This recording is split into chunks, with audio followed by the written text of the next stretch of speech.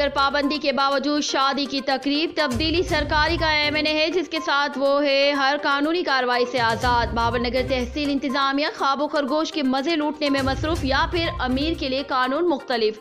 Bahawalnagar health emergency के बावजूद MNA Abdul Gaffar कालूका Wattoo ने ताकत की धौंस में अपनी हुकूमत के अहकामात हवा में उड़ा दिए। हुकूमती एमएनए की सरपरस्ती में दफा 144 के नफाज के बावजूद शादी की तकरीब जारी।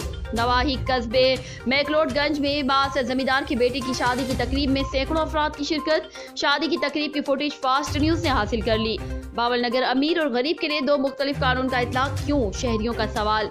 इंतजामिया खामोश तमाशाई, कोई कार्रवाई अमल में नहीं लाई गई। शहरी वजीर आला पंजाब उस्मान गुलजार से फौरी नोटिस लेने का मुतालबा। रिपोर्ट मिर्जा फारूक गुलजार, तहसील चिश्तियां, डिस्ट्रिक्ट बहावलनगर।